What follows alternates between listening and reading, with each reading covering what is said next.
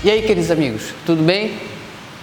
Hoje aqui mais um vídeo do Educarte e dessa vez uma palestra realizada pelo nosso querido Eduardo, realizada aqui no Centro Espírita Fé, Esperança e Caridade de Jesus no dia 12 de setembro de 2016.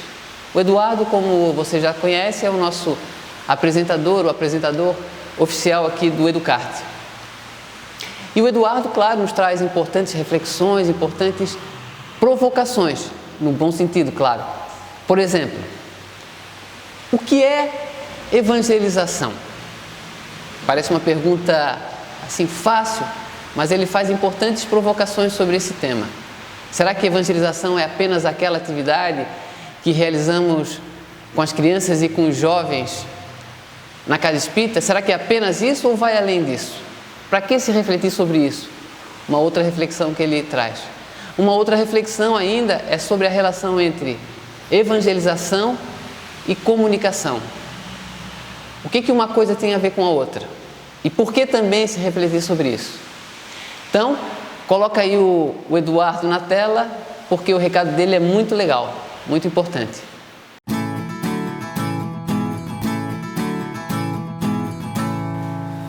Muito boa tarde a todos. Agradeço o convite da casa para conversar com vocês, agradeço a presença e que realmente que as boas energias, produzidas pelos trabalhadores encarnados e desencarnados aqui da casa possam tocar a todos nós nesse momento. Tá? Bom, eu vim conversar um pouco, trazer algumas informações a respeito de evangelização. Evangelização e diálogo. Nós vamos tratar aqui, nesta breve comunicação, exatamente sobre comunicação. Bom, quando a gente fala em evangelização, esse radical da palavra evangelho é a primeira coisa que nos toma a mente. E evangelho diz respeito a esse conjunto de ensinamentos que o nosso mestre e irmão Jesus nos trouxe.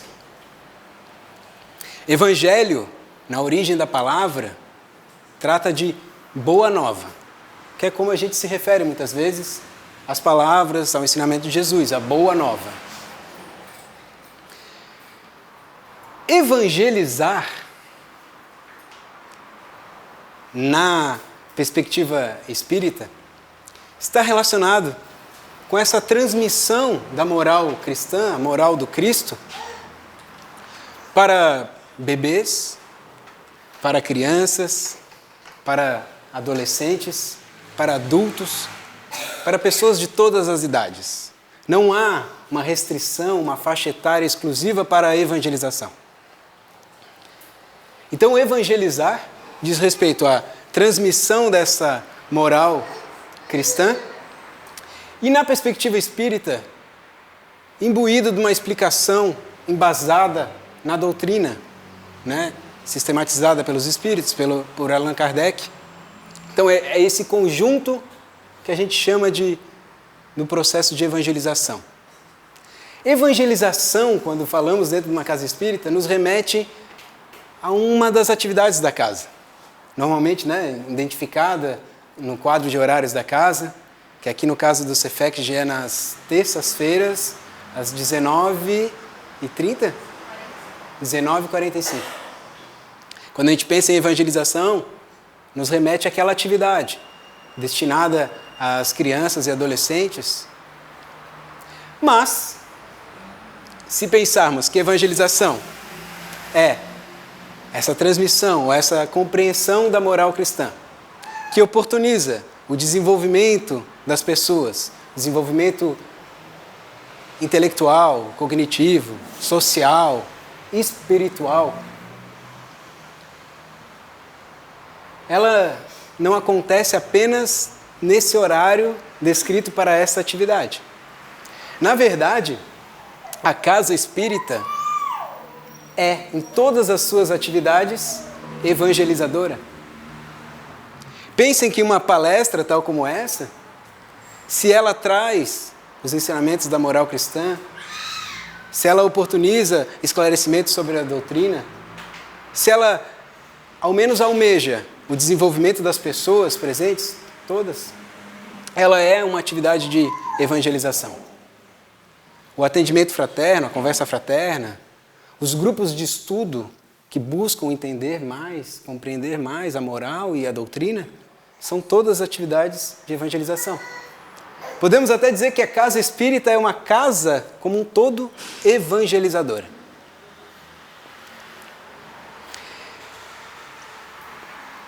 Na verdade, pensando nesse processo como algo que oportuniza o crescimento das pessoas e procura esse desenvolvimento, essa educação moral, a gente pode ampliar e ver que a evangelização ela não acontece apenas entre as paredes desta casa. Há a possibilidade dessa evangelização acontecer para além do centro espírita, para além de todos os centros espíritas. E acontece. Existem conversas evangelizadoras, existem vivências, situações na escola, situações na televisão, situações na internet, dentro dos lares, existem diversas situações que evangelizam. O único requisito para haver a evangelização é haver comunicação. E aqui, pensando em comunicação, e já vamos poder falar um pouco a respeito desse termo, mas de uma forma ampliada. Não é apenas a fala que é a comunicação. As ações, as interações, o contato, a conversa, de uma forma ampla. Todo processo, todo ato evangelizador, ele é um ato comunicativo. Embora, infelizmente, ainda não vivamos uma situação onde todos os atos de comunicação são evangelizadores. Eu vou até repetir isso, se me permitem. Toda evangelização, ela parte de um ato comunicativo. Mas ainda, dadas as situações do nosso planeta, ainda não vivenciamos todos os atos comunicativos como evangelizadores. Porque alguns carecem, alguns estão em desacordo com a moral cristã, alguns não estão direcionados a produzir o crescimento das pessoas. Ainda haveremos de ver essa transformação. Bom, mas se associarmos a evangelização com comunicação, há aspectos da comunicação que vão indicar como que acontece ou como que funciona a evangelização. Isso nos é interessante pensar, porque sendo seres comunicantes, sim, nos comunicamos dia a dia com os familiares, com todas as pessoas do nosso cotidiano, poderemos pensar, almejar, transformar as nossas comunicações diárias em comunicações em acordo com a doutrina, em acordo com a moral cristã, em comunicações que transformem todos ao nosso redor. E se todos fizessem isso, que bom seria para a gente também vivenciar isso. Pois, se evangelização, como disse, é essa transmissão da moral cristã e que permite o crescimento das pessoas, se somos nós aqui interessados em aprender essa moral e interessados em crescer, somos nós evangelizandos. Estamos em processos de evangelização. Bom, como eu falava, se pensarmos na comunicação, entendida como transmissão, como troca, como ligação, tanto que a gente menciona, a gente faz uma referência entre a ilha e o continente, existe uma comunicação, que é a ponte, ou duas, ou três, duas e uma em obras ainda, né? E quando interrompem a ponte, corta-se a ligação entre ilha e continente, corta-se a comunicação entre esses dois espaços. essa comunicação como via, né? Comunicação também é entendida como tornar comum. Eu sei de algo,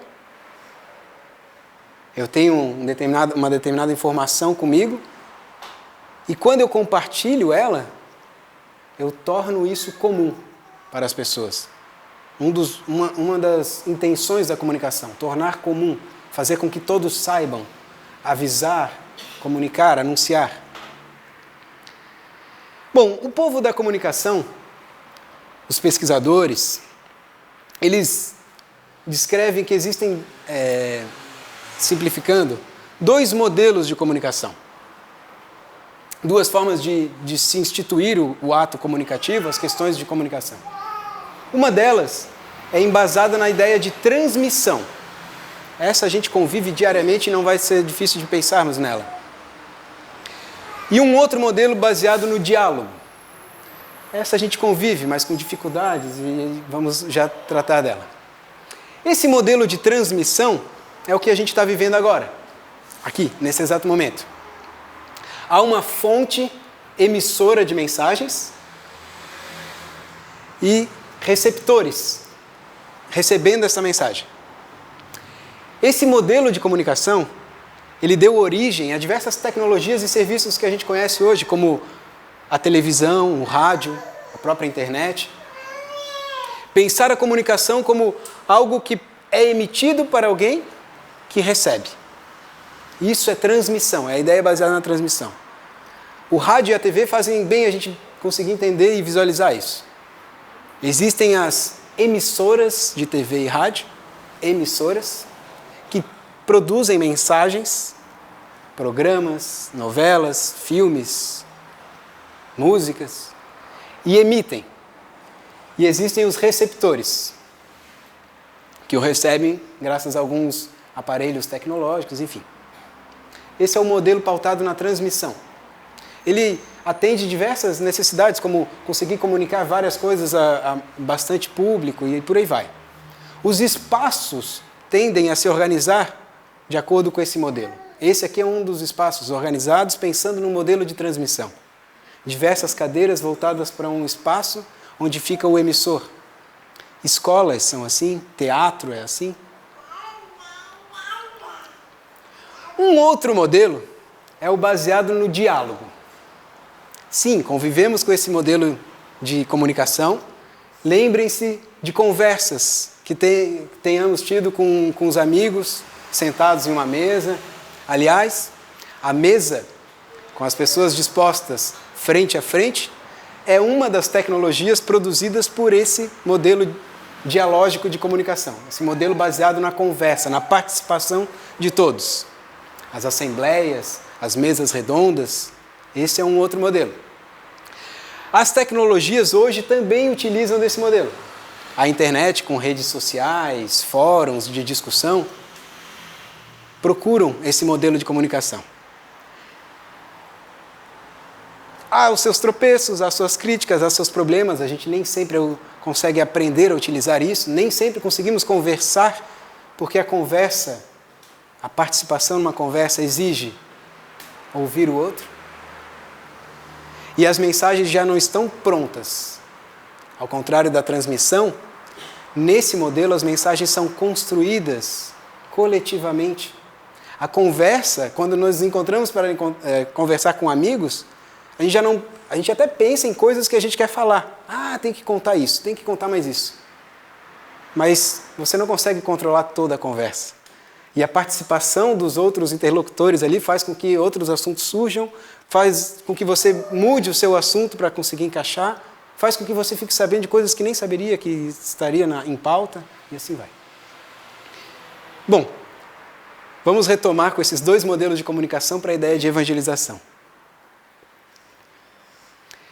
A casa espírita, como uma casa evangelizadora, ela utiliza desses modelos.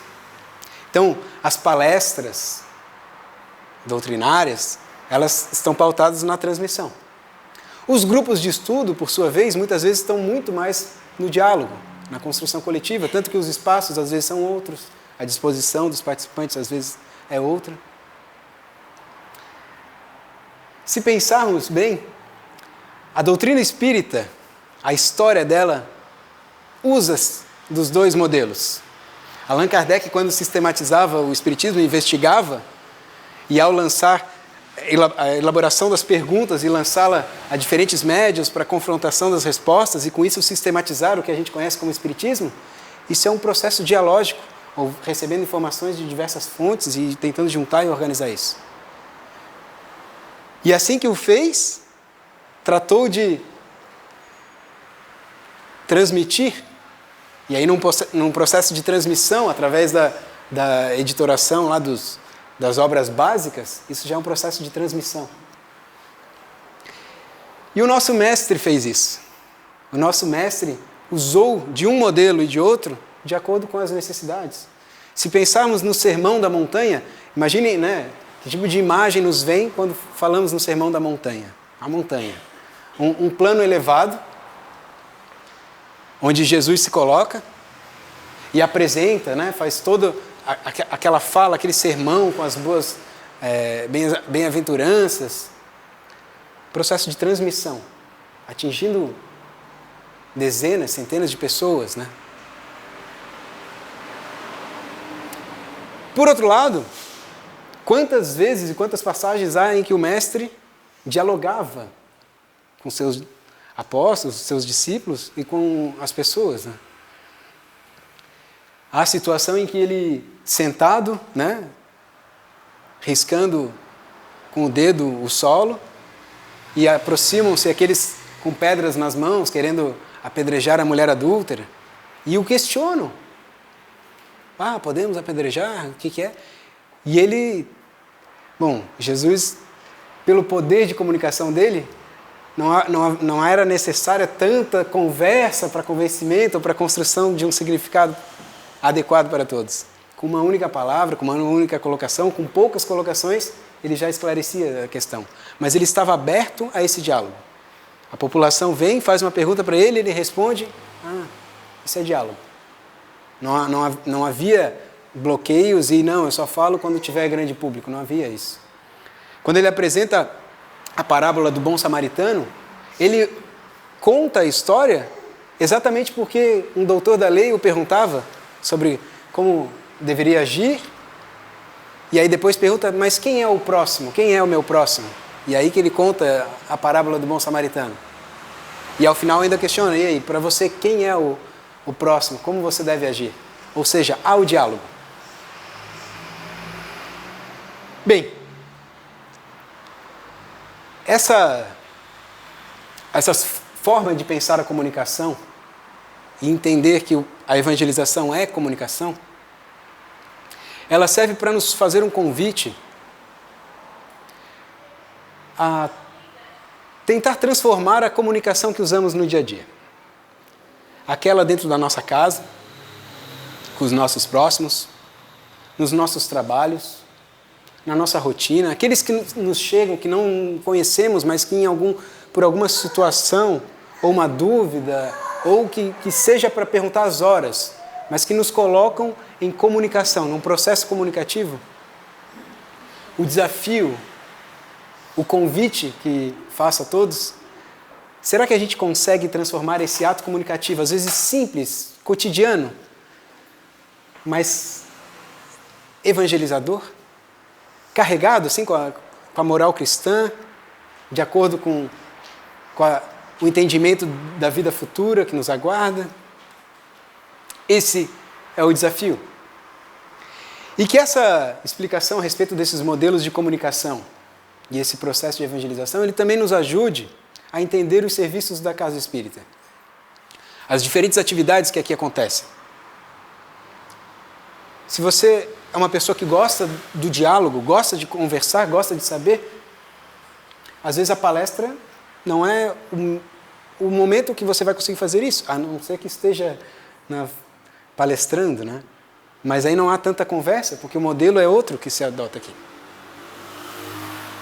Então, para que a gente se direcione também às atividades da casa que necessitamos e aquelas que a gente gostaria de contribuir também. Mas o que é preciso levar é que cada uma dessas situações que a gente se colocar, se em algum momento você for transmissor de uma mensagem, ou se você se colocar disposto a dialogar com alguém, cada um tipo de comunicação, ele pede algumas habilidades, ele requer alguns requisitos. Quando falamos em comunicação via transmissão, há essa preocupação de preparar a mensagem antes, de adequar o espaço, o ambiente, onde que as pessoas vão ouvir, será que elas conseguem me ouvir? Ou seja, há um estudo necessário para a preparação. E quando nós estamos dialogando, que é aquela que a gente convive dentro de casa, há um outro requisito, que é ouvir. Sim, queremos conversar, queremos construir, queremos falar, mas o diálogo pede que se escute o outro lado.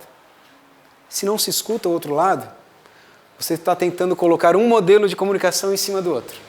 Você está tentando, numa situação que pede o diálogo, jogar a transmissão, onde as pessoas não têm respostas.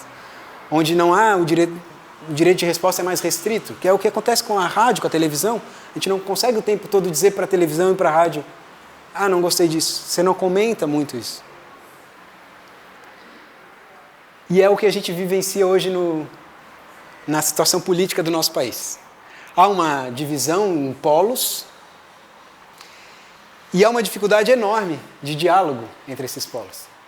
E o que se vê é uma tentativa de superação. O discurso desse lado quer superar o discurso do outro lado e vice-versa. A esse respeito tem até uma história de Khalil Gibran, que conta que havia dois filósofos que se encontraram subindo um dos montes do Líbano. E na subida dessa montanha, um perguntou para o outro, né? Aonde vais? E esse primeiro respondeu: estou indo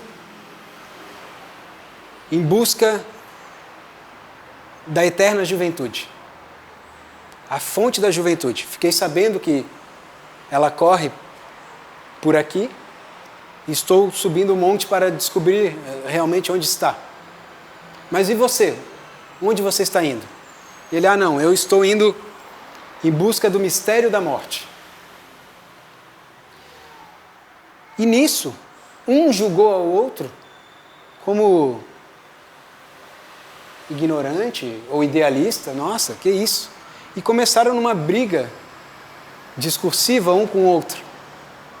Até que próximo ao monte, próximo onde estavam, passa um trabalhador e ele, observando os dois filósofos discutindo, pede licença e se intromete. Desculpem, amigos, eu percebo que a escola filosófica de vocês é bem desenvolvida, mas noto que vocês dois estão a buscar a mesma coisa. Um quer o segredo da juventude para continuar a vida com entusiasmo. O outro quer o mistério da morte para não cessar a vida e ter o entusiasmo. Pediu licença e saiu. Os dois filósofos se olharam, caíram na gargalhada e perceberam que estavam querendo a mesma coisa. Mas não souberam conversar, dialogar. Que possamos, com essa história, com essas ideias,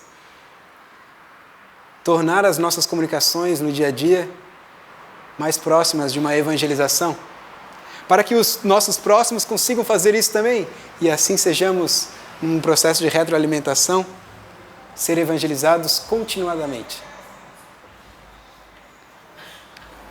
Dialoguem, transmitam, vamos evangelizar, sejamos evangelizados. Muito obrigado. Que assim seja.